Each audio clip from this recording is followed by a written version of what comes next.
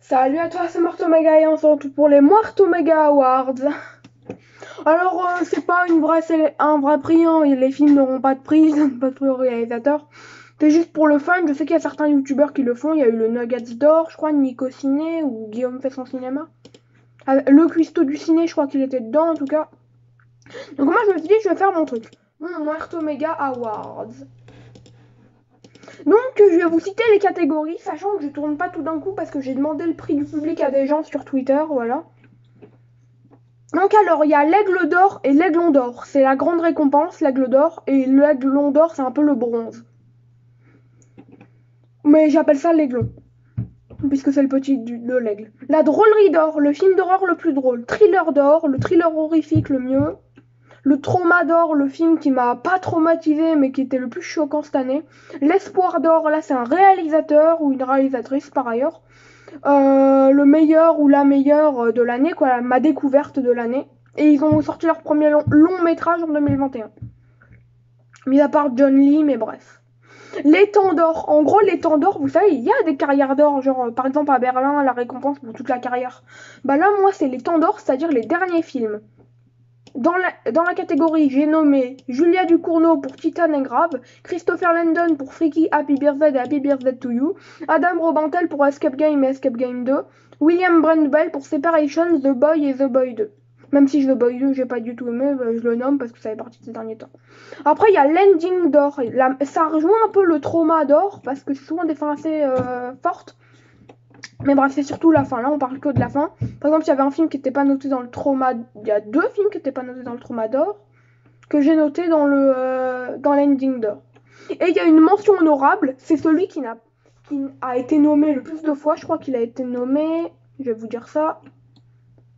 Le film en question a été nommé. Et le réalisateur aussi a été nommé. 1, 2, 3 fois.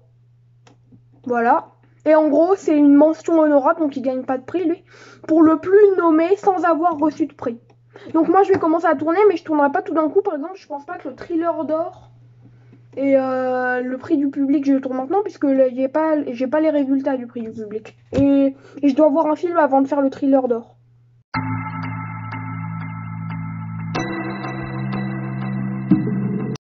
La grande récompense, l'aigle d'or et l'aiglon d'or. Je sais pas s'il y a un festival qui a un aigle d'or, donc j'essaie de pas prendre comme les autres. Moi là-bas je voulais prendre le corbeau d'or, mais c'est pris par le pif.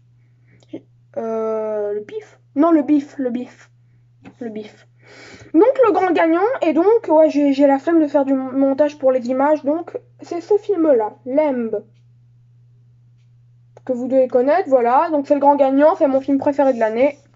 Tout est bien en fait, l'ambiance déjà, on sent que c'est A24 qui l'a fait. Moi je m'y attendais que ça soit un des meilleurs films de l'année. Peut-être pas le premier, enfin si je m'y attendais un peu quand même. Et puis je sais pas, l'agneau il est trop attachant. Comment vous dire que vraiment, waouh et encore waouh. Les paysages, la photographie, les personnages, Noomi Rapace elle a réussi à donner quelque chose encore mieux à son personnage et puis la réalisation, waouh.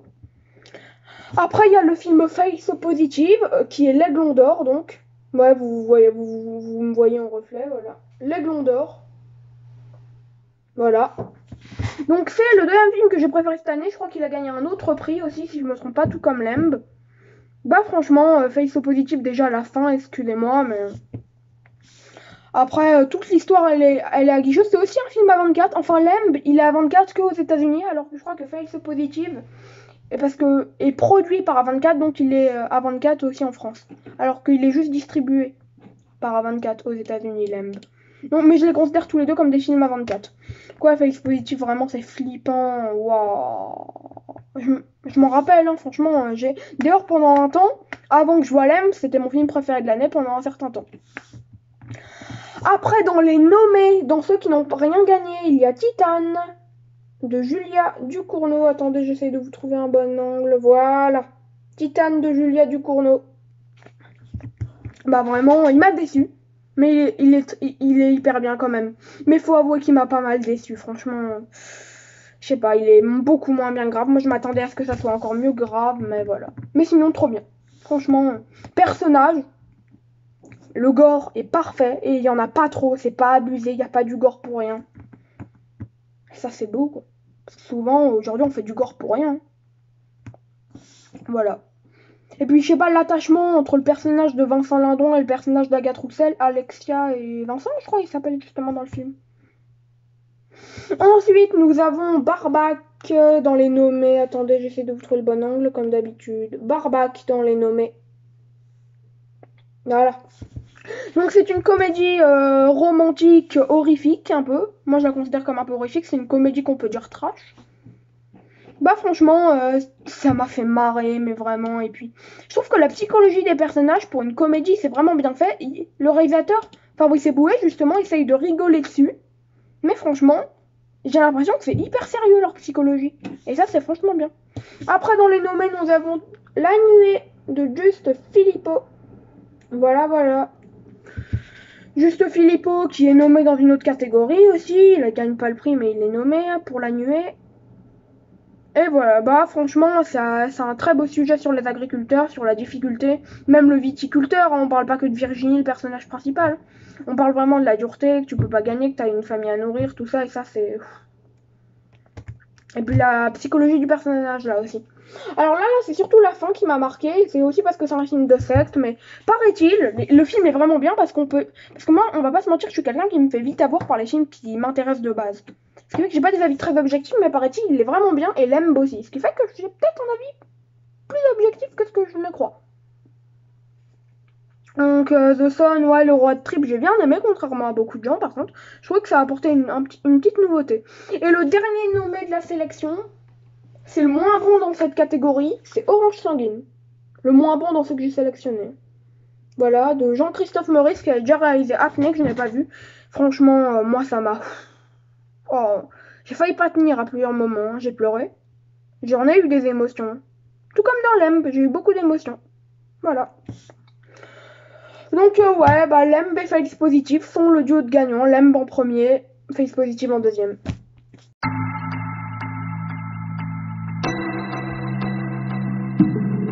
La drôlerie d'or. Donc le grand gagnant de la catégorie drôlerie d'or, c'est Barbac. Vraiment, c'est celui que j'ai le plus apprécié dans les comédies horrifiques de l'année. Moi, je considère ça comme une comédie horrifique. Il y en a eu 5 que j'ai nommées. On va pas se mentir que la dernière dont on va parler, je l'ai vraiment mise, voilà, comme ça. Il est dans mon top, hein. Si je me trompe pas, ce film-là, dont on va parler après, est mon top 26 sur 64. Voilà, mais je le trouve pas assez haut pour qu'on le mette dans cette catégorie, mais c'est pas grave. Quoi, Barba, que je viens d'en parler, mais... comment vous dire déjà? Ah oui, le jeu d'acteur aussi. Le jeu d'acteur et puis la répétition, là, quand on voit Ondelat, là, je me rappelle plus Christophe Ondelat. Genre à la télé, elle regarde et tout, avec l'enfant, quand il regarde l'enfant à la fête foraine. Oh, ça m'a fait marrer, ça aussi. Et franchement, je pense que s'il aurait vraiment voulu être irrévérencieux, Fabrice Eboué, il aurait utilisé les effets spéciaux pour faire mourir l'enfant. Franchement, ça aurait apprécié, beaucoup moins de monde aurait apprécié, mais franchement, je pense que sans être vraiment gore, sans forcément montrer le corps, ça pourrait être bien. Mais déjà, rien que l'envie, c'est déjà pas mal. Après, nous avons Orange Sanguine de Jean-Christophe Meurize. Voilà. Donc oui, c'est vraiment trop bien jusqu'à la fin. La fin, elle m'a rendu triste. Les affiches sont pas mal. Il y en a 2 d'affiches. Et bah franchement, elles sont pas mal. Je vais essayer la prochaine fois qu'on parle d'Orange Sanguine, j'essayerai de vous trouver cette affiche-là dont je parle. Freaky de Christopher Landon. C'était mon film préféré de l'année, mais aussi j'en avais vu que 2 à ce moment-là. Donc comment vous dire que j'étais pas très objectif, mais il fait toujours partie de mon top. C'est ça qui est bien. Christopher Landon, je trouve que c'est son meilleur film actuel. Entre Happy Birthday to You et Freaky, c'est le meilleur, Freaky. Je sais pas, j'ai trouvé ça trop bien, c'est drôle, c'est gore. Ok, c'est gnangnan parce que c'est plus comédie qu'horreur, on va pas se mentir, c'est plus une comédie sanglante. Mais franchement, ça passe.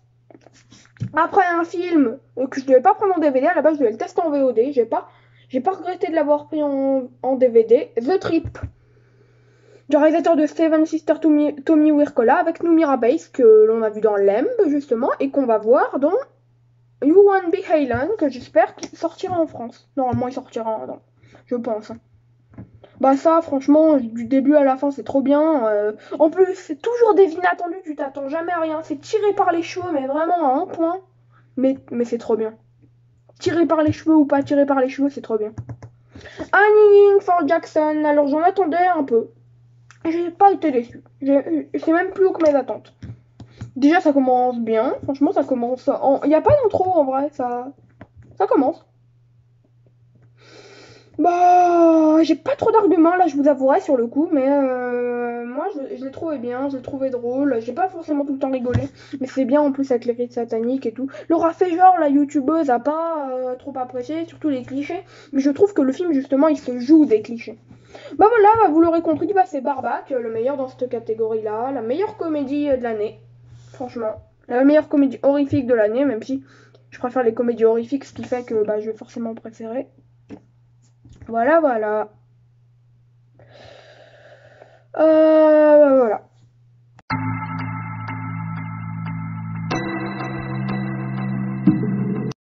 Donc là, on va parler du trauma d'or, c'est-à-dire le film le plus choquant de l'année. Et moi, je trouve ça bien parce que ça veut dire que ça peut faire quelque chose et qui est choquant, pas non plus choquant pour rien, quoi. Vraiment. Donc le gagnant, c'est bien évidemment Orange Sanguine.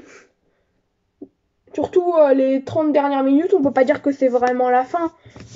Il a été nommé pour la fin en or, mais la fin pour moi c'est les 10-15 dernières minutes, alors qu'Orange Sanguine c'est vraiment les 30 ou 25 dernières minutes, quoi. Mais je dirais 30. Alors ouais, Orange Sanguine, vraiment la fin, le début même. En vrai, je trouve que c'est acheté au bout d'un moment. Ce qui arrive au ministre, ce qui arrive à la fille, ce qui arrive à tous les personnages principaux, qu'il leur arrive quelque chose en fait. Et ce qui arrive à comment. Je sais qu'il en reste un ou une. Je crois qu'il en reste un. Et je me rappelle plus c'est qui.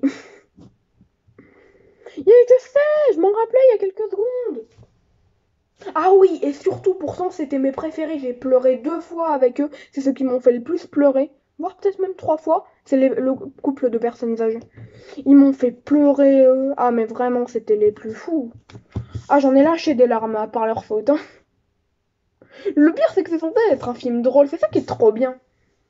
Après, on va passer au mieux nommé.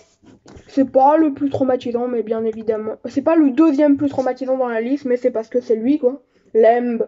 Je trouve que lui, il est traumatisant, mais pas dans ce sens-là, c'est qu'il est traumatisant dans les sujets qu'il aborde et tout, dans la psychologie des personnages. Il est vraiment choquant dans ça. La manière dont c'est si bien fait. Il est pas choquant dans le sens, tu vas t'en souvenir toute ta vie. Le dernier non plus, hein, il est moyennement choquant. Le troisième, ça dépend des gens. Et le deuxième, c'est la fin qui est plutôt choquante. Le deuxième, c'est Face Positive. Voilà. Le deuxième nommé, hein, sinon c'est le troisième. Moi, perso, hein, je pense que Face Positive, c'est vraiment un bon film. Je m'y attendais pas. Vous savez d'ailleurs que c'est le film auquel je m'attendais moins. Dans ma tête, hein, il devait finir 20ème. 15ème, allez. Il a fini, même dans le top 10, allez, mais pas dans le top 5. Il a fini premier pendant... Fini même premier, ouais, pendant 1 mois ou 2. Et quand l'MB est arrivé, il a fini deuxième dans ma liste. C'est pour ça qu'il a gagné un prix. Après, il y a bien évidemment Titane de Julia Ducournau, qui n'est pas forcément très traumatisant, mais le début et la fin, faut quand même être accroché. J'ai pas forcément eu beaucoup de mal avec la fin, mais quand même, j'étais sur mes gardes. Et le début, franchement, ça peut aller, franchement. J'ai déjà vu pire hein, dans des films. Franchement, la fin, ça peut aller. Le début, ça peut aller. Moi, c'est surtout la fin, parce que c'est le côté bizarroïde aussi de la fin. Le côté bizarre de la fin qui est surtout flippant. Est-ce qu'il a été nommé pour la fin, au moins? Il a même pas été nommé pour la fin. Ah bah attendez, je vais régler ça. Mais il est aussi nommé dans le trauma d'or tout simplement parce que déjà le début aussi est pas mal. Donc non, je le mets aussi pour l'ending d'or au moins quand même, non mais oh. Mais il sera pas, je vous préviens d'avance, ça sera pas lui la mention honorable, même s'il a été nommé 3 fois, je crois. Parce qu'il a déjà reçu un prix. Vous le verrez très bientôt, il a déjà reçu un prix. Il a déjà reçu un prix. Après, bah, il y a La Nuée de Juste Filippo. C'est pas le plus choquant de tous, mais ça, franchement, ça va. Ça va, mais moi, j'ai trouvé quand même... voilà. Malgré qu'il soit pas gore ou quoi. Hein. Voilà.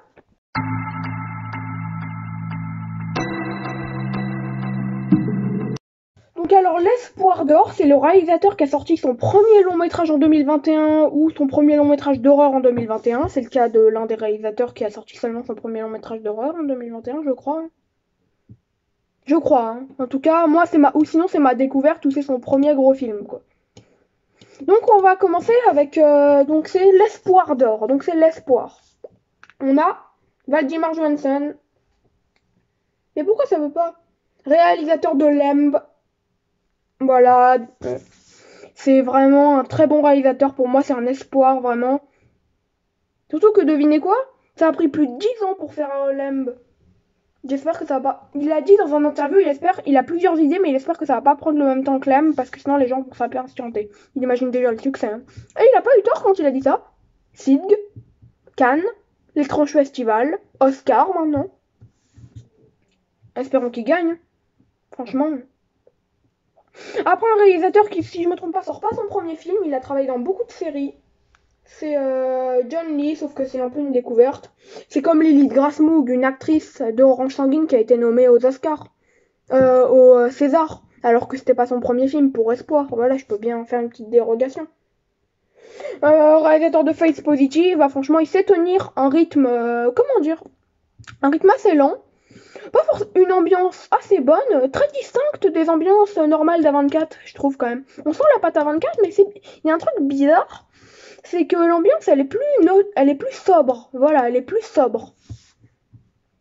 Just Filippo pour La Nuée. Voilà, je trouve que c'est un espoir. C'est vraiment l'un des plus grands espoirs réalisateurs.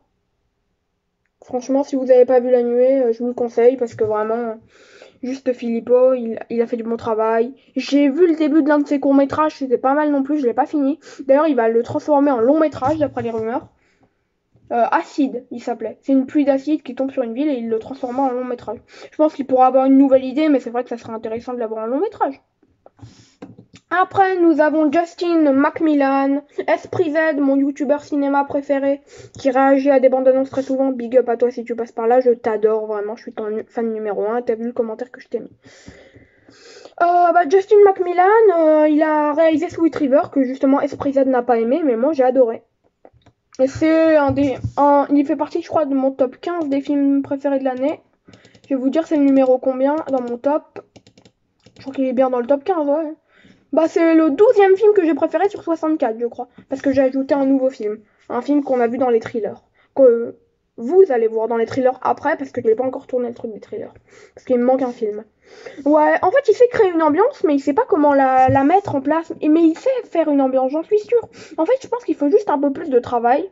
Puis l'ambiance, elle serait parfaite. Il a de très bons thèmes sur le deuil, tout ça. Il pourrait faire de super bons jumpscares. Mais en fait, je pense qu'il devrait, comment dire, apprendre un peu.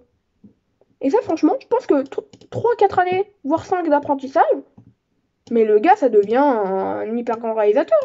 Quitte à ce qu'il sorte son prochain film en 2026. Mais franchement, mieux vaut qu'il sorte son prochain film en 2026-2027 et que ça soit encore mieux que Sweet River. Parce que là, Sweet River, il commence fort. Alors là, on est sur ma première déception de l'année, même si c'est Titan. C'est le réalisateur Devereux Milburn avec Honeydew. Bah, pourquoi je le mettrais dans mes espoirs? Parce que lui, c'est comme... mais pourquoi tu veux pas t'afficher? Vous avez vu comment je suis dansé le téléphone? Attendez. Voilà. Donc, il a réalisé Honeydew, que l'ambiance, elle est bien. En fait, tout... Mais il se passe pas grand-chose, et puis, je sais pas. Je trouve qu'elle est pas totalement réussie, l'ambiance. Ça aurait pu donner quelque chose de superbe. Moi, c'est pour ça que je pense qu'il a du talent. Je pense qu'il a du talent, mais lui, il a pas besoin d'études, lui, il a juste besoin de... Je pense que s'il se perfectionne tout seul, ça serait déjà pas mal. On passe à la prochaine catégorie. Donc, vous l'aurez compris, Valdimar Johansson, réalisateur de Lemb, c'est l'un des meilleurs d'entre tous. Voilà. Voire le meilleur. Même si je préfère Ari Aster.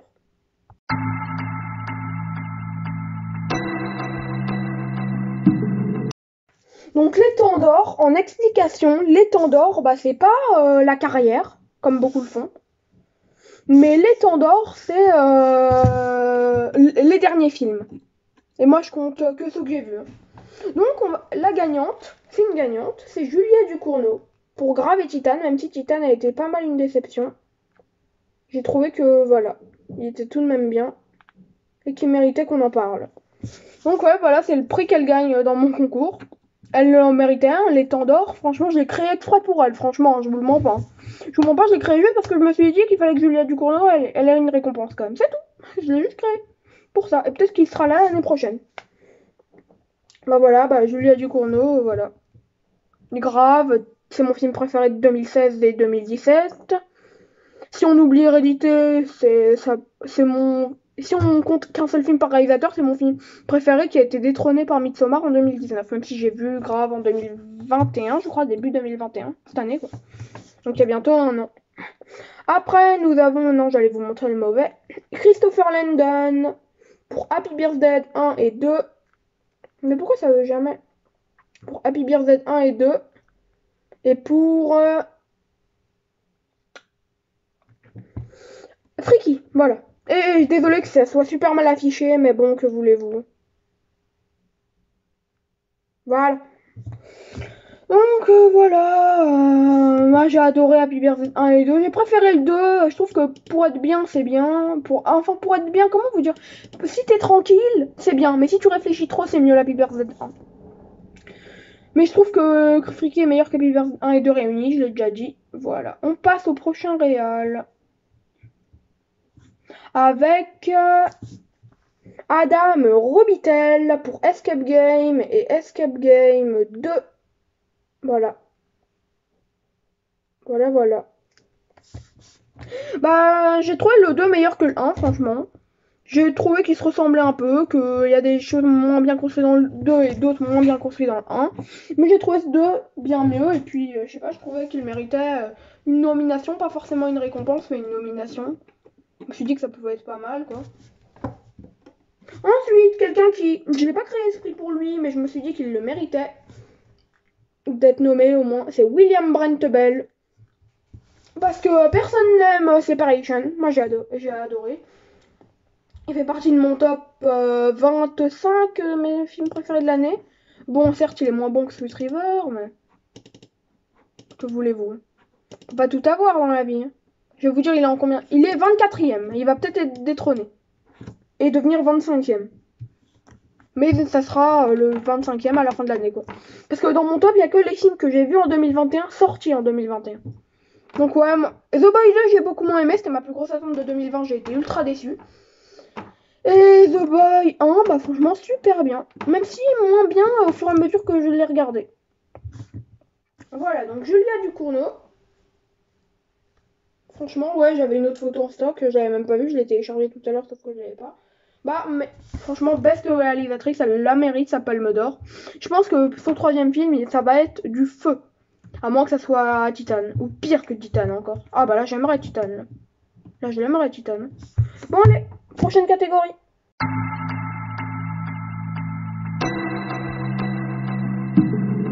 Voilà, donc maintenant on va parler du prix du thriller de l'année. Voilà, pour les Morto Mega Awards, toujours. Ah oui, on est dans la même vidéo. La photo va pas être très visible pour le gagnant. Bah voilà, le gagnant, je l'ai vu aujourd'hui, voilà. Voilà. A Perfect Enemy, tout simplement. Voilà, voilà. Donc c'est un très bon thriller, franchement, il a le mérite de gagner ce prix-là. Après, franchement, moi, jusqu'à la fin, ça m'a tenu. J'ai été super étonnée de la fin. Waouh.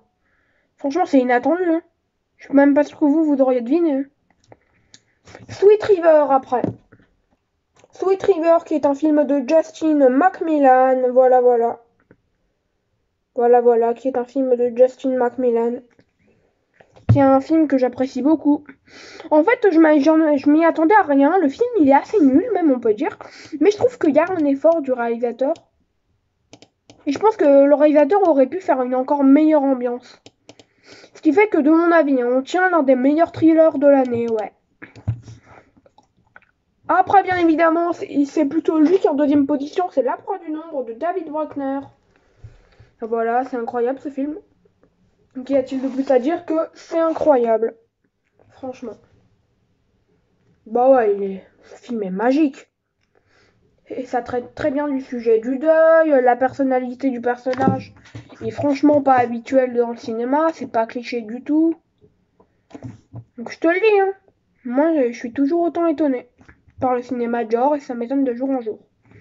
Après, on a un vrai thriller. Là, c'est pas trop du cinéma d'horreur, on est plus vraiment sur du pur thriller. Lui de Guillaume Canet. Bah, lui de Guillaume Canet, franchement, c'est vraiment bien. Ça m'a tenu jusqu'au bout, je m'en rappelle. La salle de cinéma, j'y vais tout seul d'ailleurs. Je crois que c'était pas la première séance de la semaine, de la sortie de semaine, en gros du mercredi, mais ça devait être la séance du vendredi ou du samedi. Personne. J'ai pris la séance la plus tôt, je crois. J'ai pris une séance à 10h30, quelque chose comme ça. 11h30 maximum. Avant midi en tout cas. Donc il n'y avait pas beaucoup de monde, je me déplaçais dans la salle, moi vous savez. Tout en regardant le film, je sais pas parfois quand une place m'allait pas ou que j'aimais pas trop. Non franchement j'ai vraiment bien aimé lui de Guillaume Canet. Et puis c'est pas autant narcissique que ce qu'on dit appuyé avec la magnifique Virginie Efira. On ne peut point refuser.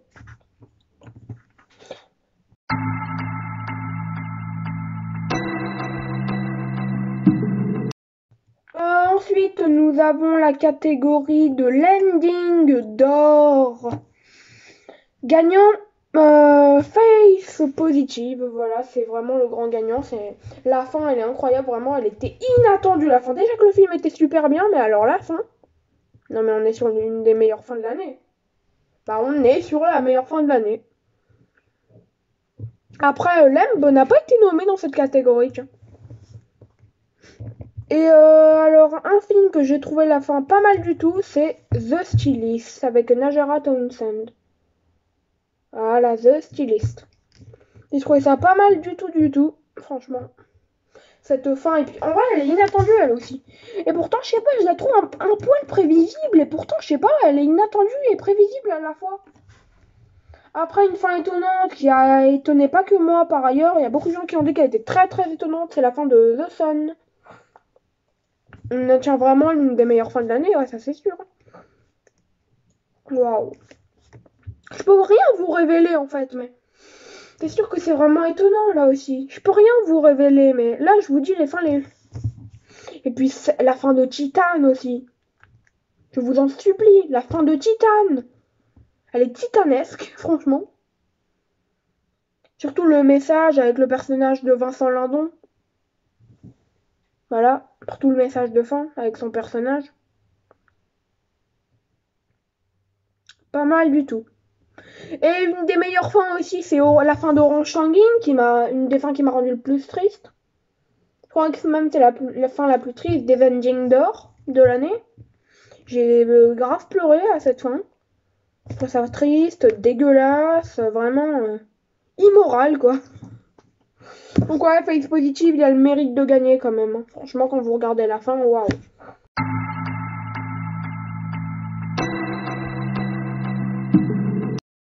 Si je me trompe pas, dans le petit truc qui avait marqué avant, vous savez, avec les films et marqué le nom du prix, il y a marqué prix du public. Mais j'ai renommé l'aigle d'or du public. Et donc, c'est. Alors, j'ai fait voter. En fait, il y a eu un vote en plus que ce que j'aurais cru, ce qui fait que sur l'image d'avant, bah, il n'y a pas tout eu. Mais il y a eu un vote méandre. Ce qui donne. Oh punaise! Ce qui donne un vote méandre. Un vote Last Night in Soho. Un demi-vote Titan et 3 votes .5 Malignant. Donc c'est Malignant qui gagne.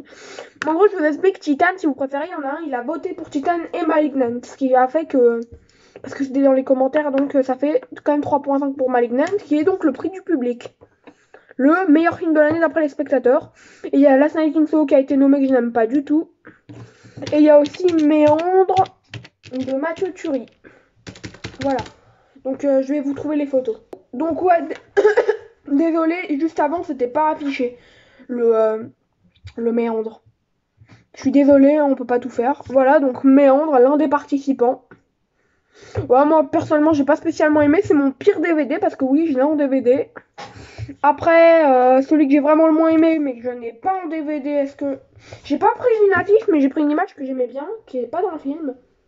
Voilà, une image stylisée que j'aime bien. De Last Night in Soho. Vraiment, moi j'ai détesté ce film. Bon, mais les gens ont bien aimé, donc il est nommé dans cette catégorie. Après, Titan a été nommé, je comprends très bien, même si Titan fait un peu une déception pour moi, même si je l'ai adoré. Hein. En fait, comme a dit quelqu'un, pour moi c'est une petite déception, une toute petite, parce qu'il a quand même fini le 3e film que j'ai préféré sur 64.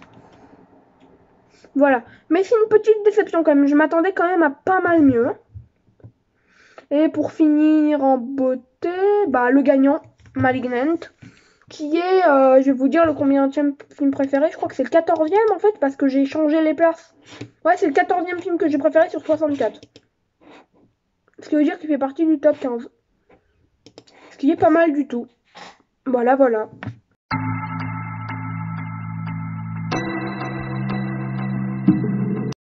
Mention honorable pour le film La Nuée de Juste Philippot. Pourquoi une mention honorable, me direz-vous? Bah parce que il a été nommé 3 fois, je crois. Il a été nommé dans la catégorie d'Aigle d'Or et d'Aiglon d'Or. Il a été nommé dans la catégorie Trauma d'Or. Le réalisateur a été nommé dans la catégorie L'Espoir d'Or. Il a été nommé dans 3 catégories, ce qui fait que dans ceux qui n'ont pas gagné de prix, parce que sinon il y en a qui ont été plus nommés mais qui ont gagné un prix, et eux je les compte pas. Mais La Nuée, il gagne pas de prix techniquement, mais mention honorable. Mais je retiens à rappeler, hein, aucun film ne gagne vraiment de prix, hein, c'est pour le fun que je fais ça, hein, je le répète. Voilà, donc La Nuée de Just Philippot. On arrive à la conclusion de cette vidéo, alors je vais répéter tous les gagnants. Aigle d'or, Lembe de Valdimar Johansson, Aiglon d'or, Face Positive de John Lee, Drôlerie d'or, Barbac de Fabrice Eboué, Thriller d'or, La proie du nombre de David Bruckner, Trauma d'or, Orange sanguine de Jean-Christophe Maurice, Espoir d'or, Valdimar Johansson pour Lembe, L'étang d'or, Julia Ducournau pour Titan, Ending d'or, Face Positive de John Lee, mention honorable, La Nuée de Just Philippot, Aigle d'or du public, Malignant. On a quand même une bonne ribambelle de films. Dans tous ceux qui ont été nommés, qui ont gagné des prix ou pas. Hein. Il y a eu The Sun, The Trip, Annie for Jackson. Ah non, c'est que ceux qui n'ont pas été, qui n'ont pas reçu de prix. Qu'est-ce que je raconte? Ouais, c'est que ceux qui n'ont pas reçu de prix, j'ai l'impression. Donc je vais pas les nommer, vous les connaissez. Et donc il y en a 2 que je devais nommer, mais j'ai trouvé aucune catégorie. A Classic Horror Story qui devait être normalement nommé dans la catégorie Aigle d'or et Aiglon d'or, mais Orange Sanguine l'a dépassé au dernier moment, ce qui fait qu'il n'est pas nommé. Ce qui fait que je le note quand même, voilà, à la fin de cette vidéo, je tiens à te remercier à Classic Horror Story, les réalisateurs, Robert De Feo et un dont je me rappelle plus, d'avoir créé ce film, ce nouveau Midsommar. Parce que franchement, moi ça m'a plu, c'est un de mon top 10, il fait partie de mon top 10 des films que j'ai préféré cette année. Je vais vous dire c'est le combien tout de suite, j'ai pas en tête là. Le 8e film sur 64 que j'ai préféré cette année. Et ça franchement c'est incroyable. Et Affamé, qui est le 15e film que j'ai préféré sur 64 cette année, qui n'a pas été nommé non plus dans aucune catégorie. Il aurait pu être nommé pour des effets spéciaux, mais j'ai pas fait d'effets spéciaux. Enfin, j'ai pas fait une catégorie d'effets spéciaux, donc ça sera sans doute l'année prochaine. Bah ciao, c'était Morte Omega, et moi je vais tourner de nouvelles vidéos, parce que la fin 2022, c'est quand même chargé en vidéos.